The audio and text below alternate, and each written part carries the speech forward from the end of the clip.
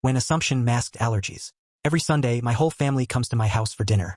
I spend hours making everything from scratch: homemade pasta, fresh bread, and my grandmother's meatball recipe. Everyone gets the full treatment: extra garlic bread for my brother Tyler, his wife's favorite lemon cake, and special cookies for my nephews. But Tyler's stepdaughter, Emma, always got a single, microwaved frozen dinner.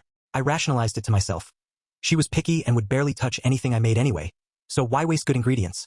I noticed Tyler watching quietly as I pulled the plastic tray out, his jaw tight. Emma would sit at our big family table with her sad little compartment meal while we passed around homemade everything.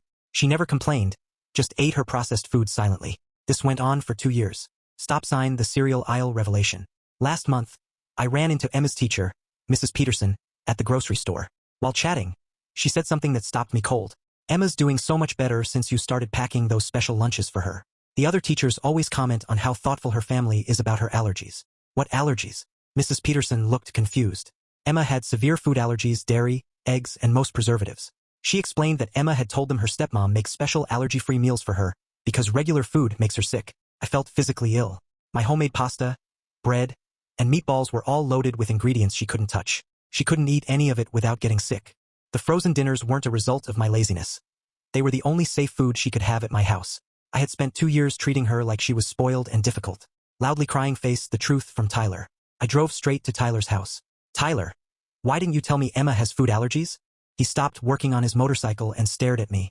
He explained he thought I knew.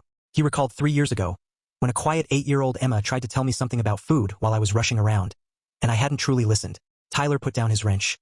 Emma spent her first 5 years bouncing between foster homes where nobody cared about her allergies. She ended up in the hospital twice from eating things that made her sick. When she tried to tell you about her dietary restrictions and you seemed frustrated, she just stopped talking. I started crying. She's been getting sick every Sunday for 2 years? Tyler shook his head.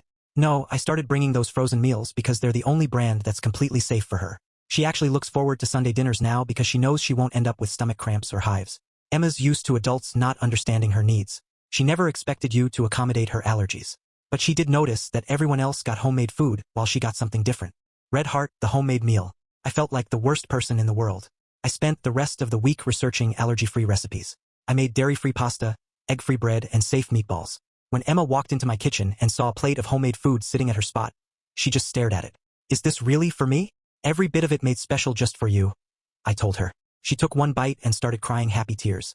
This is the first time anyone's ever made me real food that I could actually eat. Now, Emma gets the most elaborate meals of anyone. She's not picky. She's careful.